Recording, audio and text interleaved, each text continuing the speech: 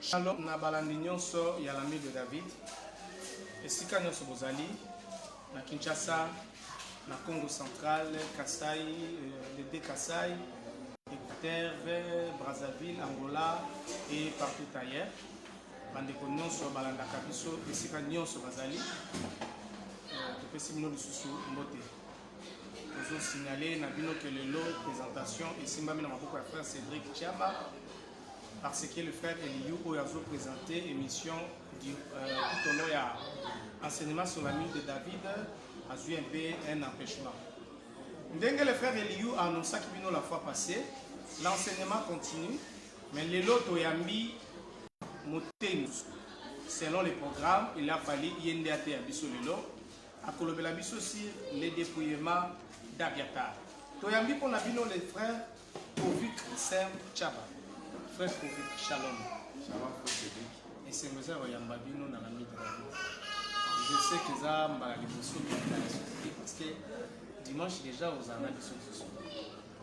L'ilobani ne peut pas na bandeko bazolanda bino avant l'intervention na bino to avant ensemble la pour banda. On va pas bola bandeko nyonso bazo demeurer fidèle na émission la biso la nuit de David. Amen. Je crois que si vous allez pour le dire Amen, même si vous avez une foi, vous avez besoin de ce que frère Kovic, nous avons rappelé dans que vous allez administrateur et à l'émission Les profondeurs de Dieu. Il a fallu au sala rubrique qu'on a les profondeurs de Dieu. Rubrique comment c'est ça là pour la prononcer.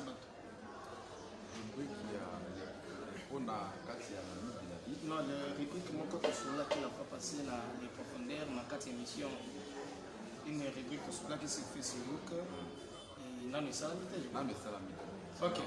Lorsque la rubrique est pour la construite et pour la prête pour être consommée, beaucoup allez informer na page na biso na groupe na biso ya WhatsApp les profondeurs de Dieu. Beaucoup allez informer na l'ami de David. Beaucoup allez informer na explique-moi les songes. Vous allez informer dans la création et puis la route de répondre. Ndenge bomona qui affiche, je crois que bomona qui ba logo ya ba ni nyonso oyo natangi sauf la création des logos en amité. Pour ne pas monopoliser la parole, nous avons rappelé que le frère Kovic Sem Tchaba azali disciple oyo azo travailler dans l'assemblée na biso ya Bibwa et longo na apôtre Jean-Claude Kassoy. Bientôt là, je crois que frère Kovic déjà en position de mieux passer à Manangolo en Zambie. Par la grâce du Seigneur. Mais Ngolo est déjà. Pour Batubele, Baza format à mourir et le frère Kovic, c'est qu'on a fait ce qu'on a fait. Frère Kovic, comment ça canagnon? Frère Kovic, comment ça canagnon?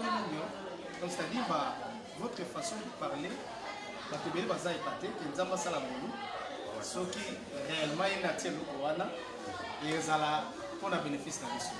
Ok, tout de suite, belé à Koloba, tout petit mal pas à inviter la mission, à Kosambela et puis à démarrer la lutte à Mokola. Tout Sambeli, éternel notre Dieu, tout petit merci pour la malam aussi, tout petit mission sur la yo. On a continuité, il y a séminaire la mission sur la lutte de David. De la même manière, pour accompagner qui, depuis le début, intervenant au Balekaki, nous croire que nous avons le biso, sinon nous aussi ça séminaire par la grâce du Seigneur. Si quelqu'un est orienté biso, et puis c'est biso compréhension de la parole na yo, afin que nous simba makambo malamu, qui nous kozonga.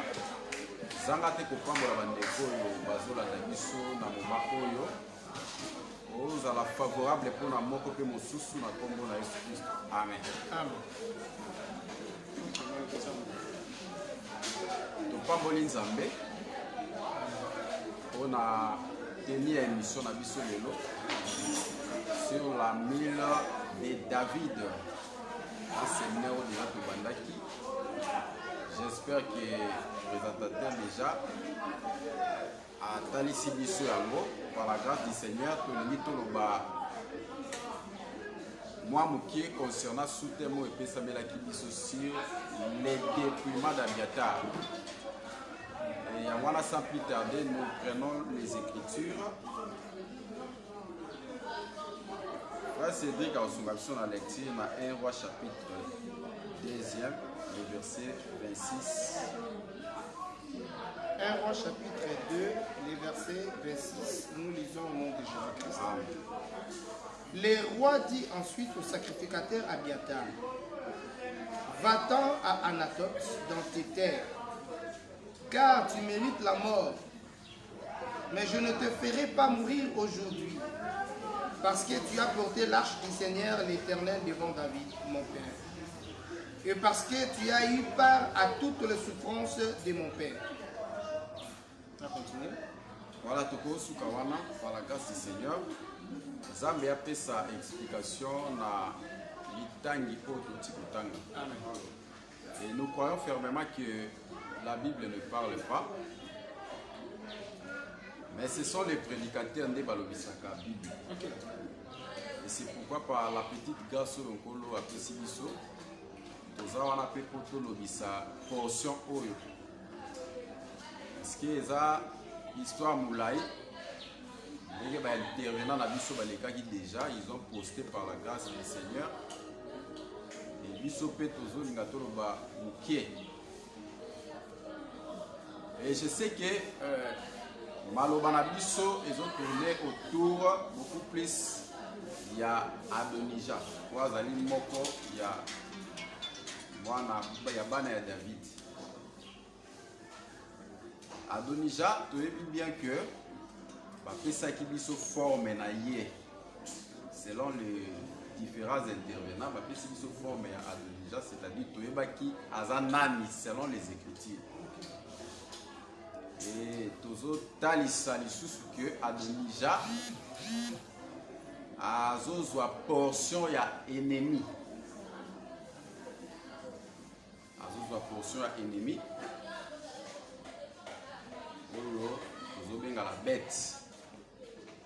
Ce qui est la continuité toujours ya likaniso bandeko batamboli nango. Et pour la pambola pe ba différents intervenants pour baleki. Et na Jupiter et Rolanda, frère Chito, ils ont bien parlé, en tout cas que le Seigneur a la favorable pour la bande de Kobaté. Alors, nous avons remarqué premièrement, Adonija, où il y a qui s'emparé de la trône où il a été. Parce que le trône appartenait à Salomon, selon promesse. Mais nous avons remarqué Adonija, il voulait s'emparer du trône. Directement, Tozo Simba Adonija, l'ennemi, c'est-à-dire la bête. Parce que la bête, c'est tout simplement l'incarnation du diable. Parce qu'il est à travers à imiter le Seigneur. Le Seigneur a une incarnation. Où il a la personne de Dieu. De l'autre côté, tout le monde a ennemi. Adonija, où il passe à l'incarnation, il y a le diable. Maintenant, tant où il y a Azo Lucas s'emparer, tout le monde a déjà qu'il était roi. Adonija abandonne déjà pour régner. Tant où il y a Azo Zouaba courir autour de lui. Nani ko satellé wana milité parce que ezala di portion ya ndeko. Mais nazwa ko simba ko confirmer que Adonija tant oyo David azali na temps ya vieillesse. Parce que David azali na temps ya vieillesse, c'était un langage de Dieu. Parce que David azoza image ya Nzambe, signe de l'Éternel. Nathan Yangolu, Nathan ya grâce. Parce que le Seigneur, Nathan Yangolu, a Zokoma Nathan ya vieillesse. Parce que tu compares à temps, il y a jeunesse, il faut attendre de la loi.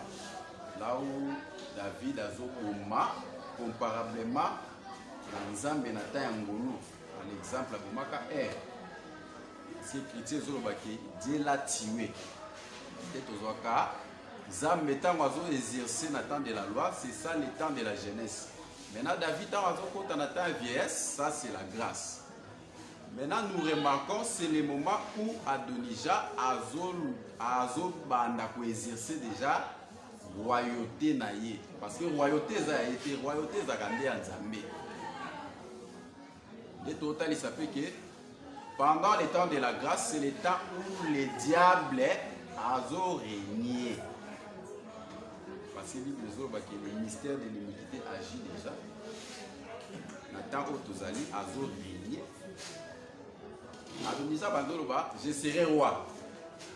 Je serai roi prophétiquement et ça après l'enlèvement de l'église. Parce que tant je serai roi, mais il avait déjà les coureurs autour de lui. Tant que courir autour de lui, il était déjà roi, mais dans temps il y a faiblesse, temps il y a vieillesse, il y a David. Voilà. Dès là aussi, je m'appelle Moko. Toujours remarqué processus il y a détrônement naïe et ça les matangu tangu Bathsheba a kokota na maison royale. Zolanda wana za ba portion parce que il y a beaucoup de choses dans Makambo. Il y a beaucoup de choses. Vous remarquez Bathsheba dans ma côté, dans Nathan le prophète, les places processus, il y a détrônement, il y a trône, il y a dirigé, ils ont de place. C'était le langage, ils ont dit ça. Quand l'église du Seigneur a s'est présentée devant le Seigneur, c'est-à-dire à la rencontre du Seigneur, les processus, il y a détrônement et bandit, dans le taille. Dans la côté de la maison royale, parce que le prophète Nathan, la prophétie Nathan envers l'église, ou l'enseignement. Comme la prophétie, comme l'enseignement, l'église s'est présentée devant le roi de Sikoyo aller. Adonija Sikoyo, c'est une processus qui a détrôné Adonija. Voilà un peu où on est Kaniso, mais quand un peu tout les Kanakaka parce que bande Konabiso balobela qui a toujours allé ça déploiement Abiatar. Abiatar Azalaki tout d'abord un sacrificateur. Nous avons des interventions. Nous avons Bagamuki. Azalaki sacrificateur. Nalingi na lobelo moko. Nena banda Abiatar mais na lobelo mo ezobenda ngai na lopoto kaka. Toujours remarqué Adonija Tango avait exercé royauté na ye. Komona akobenga des places pe na kota skona Abiatar place. Azobenga c'est-à-dire azosala d'abord une alliance. Ikozoba azo entretenir na Joab. Joab Azu Abiatar, toujours remarqué, Azwa qui bat Moussou. Parmi bateaux Azwa qui était, vous devez citer 7 personnes. Zolanda, ceux qui ont un livre, il y a un roi, chapitre 1er. Dans le verset, un roi, chapitre 1er, dans le verset 7 à verset 8. 1 Roi chapitre 1er, le verset 7 au 8e verset. Okay. Il y eut un entretien avec Joab, fils de Tcherouja, et avec les sacrificateurs Abiatar, et ils embrassèrent son parti. Mais les sacrificateurs Tzadok, Benaj, fils de Jéhojada, Nathan le prophète, Shimei, Rei, et les vaillants hommes de David ne firent point avec Adonija. tout le monde a compté parce qu'ils sont nombre de 7. Surtout bandit pour compter. Verset 8. Mais les sacrificateurs Tsadok, il y a les Mosso, Benaja, fils de Jéhojada, Nathan le prophète, 3e, Shimei, 4e, Rei, 5e, et les vaillants hommes de David ne firent point avec Adonijah. 6e, ça c'est 6e parce que les vaillants hommes vont former une équipe. Une seule équipe. Une seule équipe. Allez, il y a qu'un verset 10e. Verset 10. Mais il n'évita point Nathan les prophètes. Toujours directement Salomon. Voilà. Son nombre de 7. Et tout le total, il sait que Salomon, 6 autres personnes, dans la 4 Salomon. Salomon a mais la bamonios. C'est tout la 4 Salomon. Parce que Salomon a représenté Bandeko sur Bazara qui n'a fait déjà na festin Salomon a bimaloko là la pierre. Oyo batongi bazo rejeté. Parce que ce qu'Adonijah voulait faire, il voulait faire une tour. Ça la comparé dans Genèse chapitre 11. Mais ils ont rejeté la pierre qui est Salomon. Ok. Vous voyez? Parce que nous dit que au Bazagi na fait, il se retrouve dans Salomon. Salomon a représenté Bangonios. Parce que Salomon, comme chiffre 1, la pierre, tout le monde appelle 7 portions. Voilà ce que dit Zacharie chapitre 3, le verset 9. C'est une pierre à 7.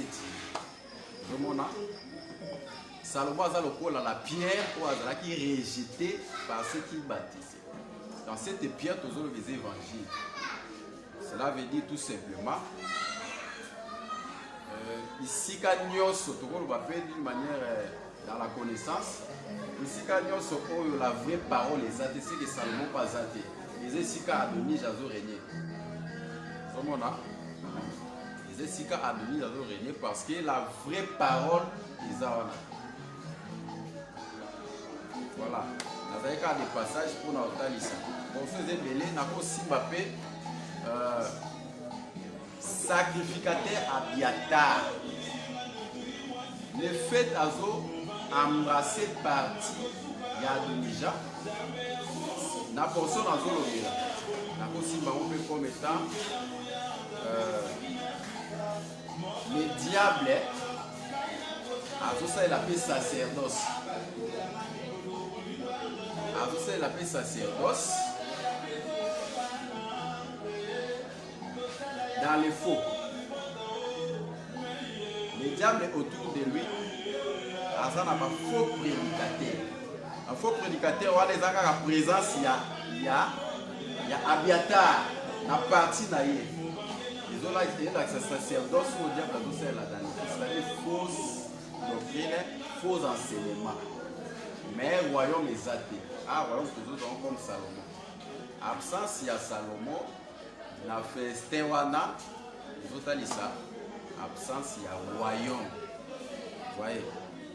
Maintenant, vous avez remarqué que sacrificateur Abiatar a d'abord sacrificateur. Directement, nous avons aussi dépouillement na yé le Adam. Là, d'emblée, je compare Abiatar le Adam. Pourquoi? Parce que Adam aussi était un sacrificateur. Pour remarquer, le Seigneur, pour créer Adam, a formé Adam par la poussière. Et la terre a été sortie des eaux le 3e jour. 3e jour de la création, Dieu a fait sortir une terre des eaux. Awa, nazo qui ne kozwa ba mai. Lokola bota ya Jacob parce que les eaux sont comparant pour les hommes. Voilà tout Apocalypse chapitre 17, le verset 15e. Ici, quand Nzamba compare Maï, Nabat. Alors, ma belle, où est-ce que je Maï?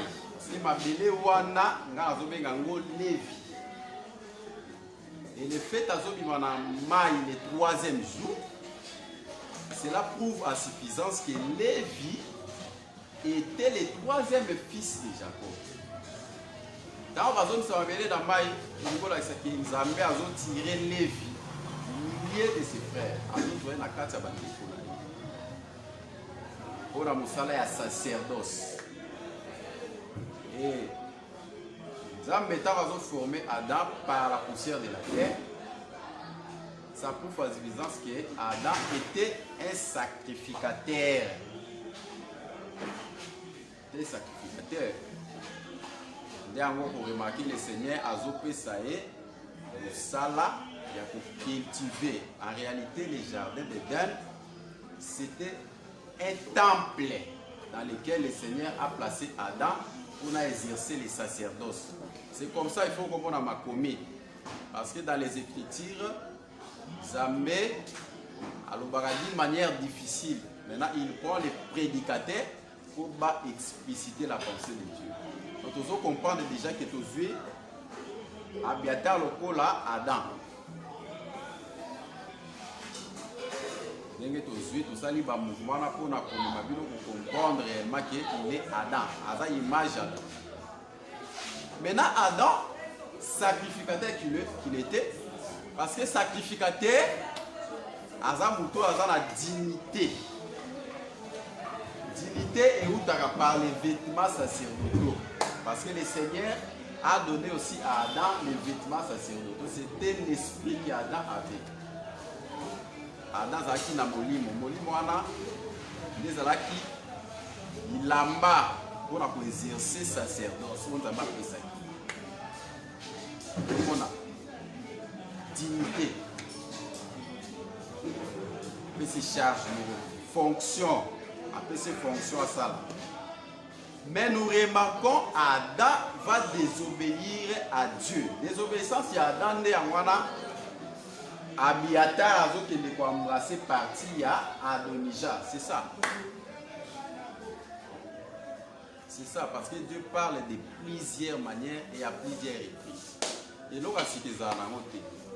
Zamba Zoraka, oh, les kaki da ramené. Mais ce temps, on a ramené d'une autre manière. Abiatar a été embrassé parti à Adonija. C'est ça le péché d'Adam. Et quand Adam a embrassé l'enseignement du serpent, parce que avant, vous avez remarqué, il y a eu d'abord un entretien entre Joab et Adonija. Abiatar ici, il était. Pourquoi embrasser parti à Moutouté, ceux qui ont dit enseignement n'a été. Ceux qui vous ont dit les canissements ont même pensé. Parce que Adam a soumuki, c'est-à-dire Andimi Kokene n'a parti à serpent. C'est ça le mouvement d'Abiatar. Voyez. Avant de prier, Salomon Zoroba, tu as porté l'arche de l'Éternel. Adam aussi avait porté l'arche. L'arche, c'est la parole qui était dans Adam. Adam me marqua la parole de Dieu. Dans Nombre chapitre 10e, le verset 35, dans le tombeau la arche, Moïse a dit, lève-toi éternel. C'est que l'arche est la grande éternelle. L'arche est éternelle. Et Adam, avant Asumuka, avant embrasser parti à serpent, il avait porté l'arche de l'Éternel. C'est qu'il avait porté, en d'autres termes, Amema Kinzambe. Et tant que Aeko na parti à serpent, les Sikoyo a mérité la mort. Et tout ça, on va que quand Bible autres sur le langage, tu mérites la mort, Il faut interpréter en haut. Il faut interpréter en haut pour comprendre. Pour là, Batouanga Moumoussou. Pour la Pamboula Bisso. Amen. Sobabi, tu mérites la mort. En autre terme, Abiatar aussi était mort. Il était déjà mort. Il était déjà mort. Maintenant, la promesse, vous remarquez, Salomon Azoba n'a pas maillot les lotés. Voilà l'exemple, promesse, il y a mort. C'est la deuxième mort. Voilà. Tant que tu mérites la mort, en réalité, à Koufi.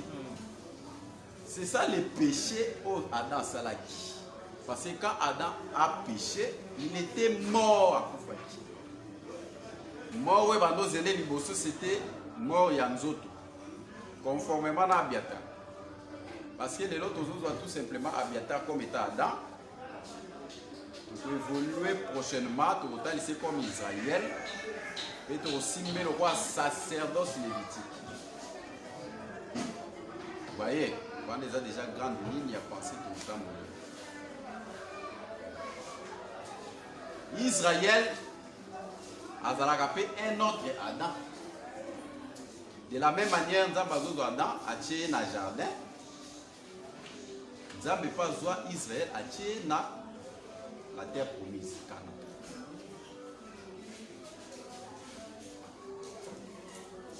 Israël aussi a causé le même mouvement. Quel est ce mouvement? Israël a, parce que Israël il a porté l'arche de l'Éternel. C'est la loi de Dieu. La loi aux hommes appelés Israël, c'est ça, porter l'arche. Parce qu'Israël a embrassé un autre parti. Vous voyez, on a servir d'autres dieux. Nzambe Akouya Akouloba, mon peuple est détruit parce qu'il lui manque la connaissance. N'a qu'au dépouiller des mon sacerdoce. C'est clair, j'espère. Voilà un peu de guet toujours Talissa. Et s'il y a des questions, Bandeko. Je ne sais pas ce qui va question pour la maquille. Bandeko va tout faire ma question parce que va libre à poser ma question. Et tout total les sabongo. Les mêmes mouvements pour Adam Sali, les OP Israël à Zoa Koussala.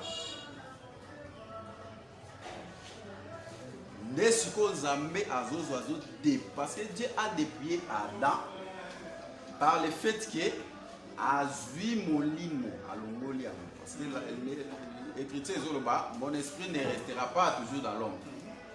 Quand l'esprit est là, on a des dépouillements dans la fonction. En d'autres termes, on va botoler bilamba. Parce que sacrificateur à exercer sa fonction avec les vêtements sacerdotaux. Vous voyez, par les vêtements sacerdotaux. Mais Adam peut faire des vêtements, c'est-à-dire dépouiller la fonction. Les vêtements, ça c'est l'esprit. Parce que l'esprit, tant qu'il n'y a pas d'après ça qui est pouvoir, apprécier autorité à exercer fonction. Est-ce que le Seigneur a ravi dépouiller la sacerdoce? Kati yango. Et la ligne n'a exhorté Mouké, totalisa bandeko, que lelo, nous avons reçu l'esprit. L'esprit que nous avons reçu, c'est l'enseignement. Et quand nous avons reçu l'enseignement, nous pouvons continuer à faire sacerdoce. Nous devons exercer sacerdoce. Alors, on a aussi un sacerdoce comme état bisognos. Ça, c'est une balistrade par rapport à bisognos bâté na peuple. On a aussi d'abord, nous devons exercer sacerdoce. avec le vêtement. Vous avez d'abord l'esprit. Vous avez d'abord l'esprit. Parce que dans le Kawana, et j'espère qu'il y en a aussi déjà pensé, l'esprit que nous avons aujourd'hui, les hommes ont ce pouvoir pour exercer sacerdoce. Alors, et ceux qui vont noter, l'esprit quand il a biso, et eux peuvent biso pe lo lenge ya kolata physiquement. Parce que Adam tant qu'il a dépouillé, il s'est retrouvé né. Il s'est retrouvé né. Tolobaki que, et tolobara que, Nzambe basé la musala avec les vêtements. Les vêtements dont nous parlons d'abord, c'est l'esprit, c'est l'enseignement. Et à part Wana, au latanabiso physique, nous sommes aussi en train d'exercer les sacerdoces. C'est pourquoi tu exhortes frère, ma sœur, réellement nous sommes aussi les sacrificateurs. Aussi dans la portion générale d'abord nous sommes les sacrificateurs. Parce qu'il a fait de nous un royaume des sacrificateurs. Yango Sikoyo, tu insisteras que frère la tamalamu, sœur la tamalamu. Kolomona. Tout ça la timalamu te. Avant de prier la sacerdoce, avant de prier la sacerdoce, c'est qu'à l'attité devant Dieu. Parce que pour exercer le sacerdoce, il faut là, c'est ça Lévitique chapitre 8. Zamba peso bilamba. C'est que physiquement, tu es dans la présence de Dieu ou lati malamu avec pudeur, modestie, décence. Spirituellement, des gens lati le Saint-Esprit parce que nous sommes dans les sacerdoces. Voilà un peu que tout à l'heure ici, on est allé au bas de la montagne pour simba ngo malamu. Parce que tout aussi dans les hauteurs, tout à l'heure ça, j'espère qu'il y en a ceux qui vont là, mais prochainement, na ko simba Abiatar, Mokola, sacerdoce lévitique. Parce que Nzambe ametra qui fait la sacerdoce lévitique. Et ici, par la grâce du Seigneur, nous avons pas l'écho Cédric Cham. Ok, merci. Nzambe a donné pour la intervention qui est le pas le frère Kovic Sanchaba, que j'aime bien. Frère Kovic, intervention est tellement qui est nous avons une question par rapport à une question curiosité.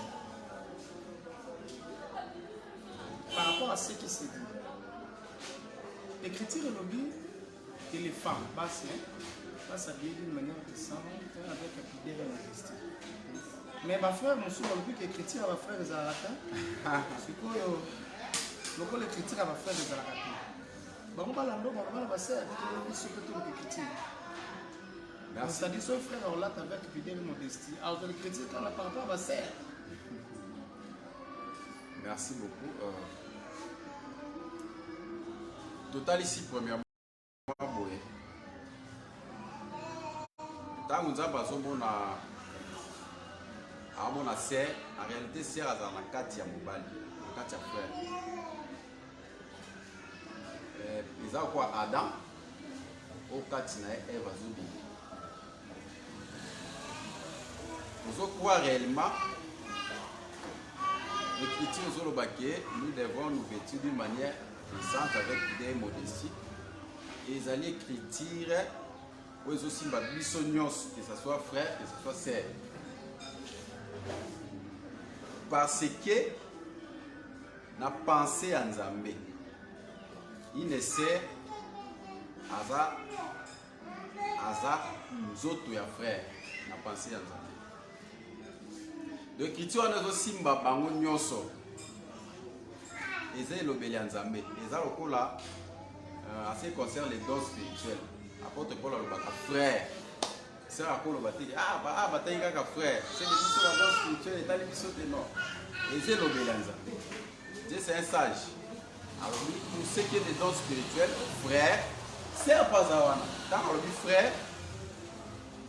frère sert aza na kati ya frère ndeti Ève azalaki na kati ya soki aye alobi que le femme vétisse d'une manière décente ayebi ke sert eza nzoto ya frère dans le sens où il faut comprendre l'évangile. C'est que frère a pour la culotte. Bon. Parce qu'ils ont pidé. Mais oui, il faut frère à respecter le principe. C'est-à-dire ceux qui ont la culotte, supposons, na ba mollet na yo za na ba poil na za ba poil au moins que les os gênés. Bonsoir za bon attention à ça na moté, il faut total culotte ya la parce que ça culotte na culotte. Omona mutu so alati kilote mais kilote yango soki awa ozomona moi mutu so alati kilote yango soki awa. On parle de kilote eza écolage. Bon, une autre chose, merci vraiment de Cédric. Tozotalisa qui est tolataka po tobomba to couvrir la nudité. Eza na ba partie oyo ezo constituer la nudité. Directement, on a touché d'abord les cuisses, les pélés. Parce que Moutousso a lati et que les cuisses naïe, les alibanda, en réalité, la lati. Parce qu'une fois que tu as abîmé en dehors, il y a trois principes, c'est-à-dire la décence, la modestie et la pudeur. Abîmé les bandes, le principe, à la timabi. Zamba amone le quoi à la tite. Et Moutouana, tu comprendre que avant d'être dépouillé dans le sacerdoce, à l'Ibanda, pour Moutouana dans le sacerdoce, il doit se vêtir parce que quand il est d'abord, il a tiré esprit. Et l'Ibanda peut esprit en étant dans le physique. C'est que, bon, Balandi, les apôtres ont dit sur la question. Ils ont vraiment au monde que tu as sous mari qui est dans le déclimat d'Abiata. Vous avez un avertissement autour de la question pour. En ce qui concerne la marche, la doctrine doit être respectée et imposée. La doctrine ne se négocie pas, elle s'impose. Frère Kovi, c'est que frère Aboko l'a tapé singlet et l'a mis sur moto. Bon, tout dépend aussi de la manière où nous sommes fait toujours. Ça la couture na biso ya bilamba. Parce que ça va faire biso principe. Biso de to tonga bilamba. Si po yo rotala, c'est les sous-vêtements. Dans mon lati singlé, ma partie ni les autres à la découverte. Donc une partie, quelques parties à poitrine et à thorax et puis ma pécagnon c'est ma pécagnon sur les épaules ici, les épaules. Voilà, déjà ma partie aussi on a déjà et ma partie oyo il faut être à la couverte. Il faut être à la couverte nécessairement toujours baqué. So mutalati singlé, il faut être à la niemoko azandeti caché. Mais soit linga bima au vu de tout le monde, nécessairement il faut couvrir ma partie parce que dans ma partie intime. Ce qui est frère Cédric, Sokazaka, na bandeko ne abasi tobotami na nzoto. Bandeko na ngai abasi, bandeko na ngai mibali tobosana na moto botami na motata mama moko. Toza eza tosambela na bango longo te. Eza tosambela na bango longo. Nga lokola fona zaalité. Na botika bina sengela miso bandeko na ngai te bandeko tobotami na bango nzoto moko. Et puis libu moko. Question, bon sous question ka super on a proté. Eza mabe oui, ya mabe. Il faut même dans ndak, il faut ouvrir les autres. Ok, merci beaucoup. Toyoki, bataille sur le dépouillement d'Abiatar, le prédicateur, notre invité, a beaucoup plus martelé sur les vêtements. Il a beaucoup plus martelé sur l'habillement. On ne peut jamais servir Dieu sans être vêtu. Zambenda peut s'arrabiser l'amba pour la une fois que l'homme a couillé, Zamba botola kelamba na ye, c'est ça le dépouillement. Et à la manière il y a doctrine, le prédicateur nous a enseigné et nous a conseillé la kolata malam avec pudeur et modestie. Par rapport à la question de tout le monde, n'a pas réponse n'a pas précis. Si vous n'êtes pas convaincu, la voie est libre, manifestez-vous, posez votre question. Et tous appels en place, posez ma question sur explique-moi les songes. Posez vos questions en ce qui concerne Makambo Moté à lobby. Koya ko tuna te tole la sakanini te tuna ka o ya lobby. Ba tuna ba question so ba comprendre te parce que j'aime ce que l'homme de Dieu a déjà dit. À lobby la doctrine doit se comprendre. Il faut comprendre la doctrine. So pena oza convainquité. Obité nga on la tanara pantalon. So oza convainquité. Poser problème ba expliquer. Il faut comprendre ba raison ni na la ta kitambala. Raison ni il faut na zipa mi pende nanga. Oye ba pena raison wana. Oso osala ngo aveuglement. Donc, ce qui te comprendre, même si tu respectes la tenue décente, la tenue avec pudeur et modestie, si tu ne comprends pas l'essence et décence, pudeur et modestie, c'est que tu fais en quelque sorte, tu ne fais rien. Il faut comprendre. Et puis, question contradictoire pour Oyamba. Ce qui se fait dans le bien même, nous avons ce qui se fait aux libres. La doctrine, il faut pas comprendre en haut pour que tout marche très bien dans Nzela Nzambe. Nous avons rappelé que le dimanche le 21 novembre, nous sommes là encore avec le frère Kovik Sem Tchaba. On continue toujours sur les sous-thèmes où il peut s'améliorer les dépouillements d'Abiatar. Jusque-là, on a lobby des questions et qu'on a par rapport à lobby. S'il y a d'autres questions en caractère doctrinal, prophétique et révélation, on a lié à l'été, on a fait libre à Kotunaï. Ce qu'on a pour ça pour le na Facebook, à comme Kovik, C-O-V-I-C, Sem, le rôle à Sem, moi, na Noé, Tchaba, T-S-H-A-B-A.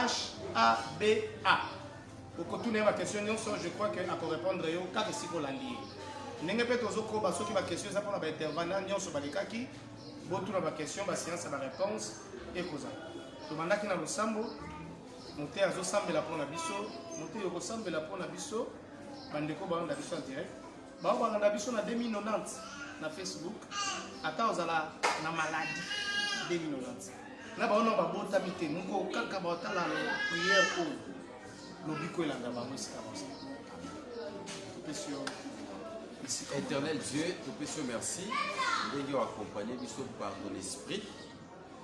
Si tu as été lumière inaccessible et ta puissance et soit bisika ya moko na moko à l'individu.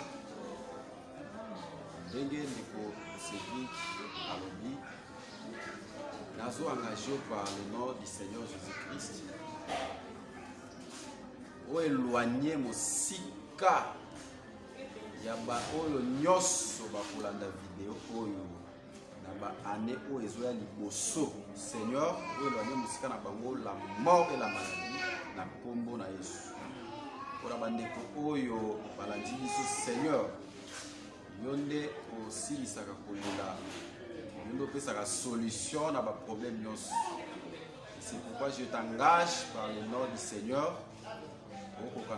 Même solution na ba onyoso bazai kolela bonisa mikema moko na moko et tutiki évolution émission entre tes saintes mains Seigneur, présentateur émission et mokambi ensemble au le pasteur Tut au accompagner ministère na fortement na kombo na Yesu. Seigneur, ceux qui tokutani prochainement na cadre émission l'ami de David et vous allez prendre le coup na yo. Tika ete kimia na yo ebila motema ya moko na kombo na Yesu. Amen. Amen. Balandi nyonso bazolanda biso to tombeli bino pokwa elamu to rappeler bino que déjà mardi na émission Les Profondeurs frère Kovik azo banda enseignement sur la cime des collines éternelles. Bolanda la côte na pesi bino ya Kovik Sem Tchaba. En tout cas, vous allez béni. Jusque là, il n'y a pas de page. Tout le monde a dimanche prochain. Ciao.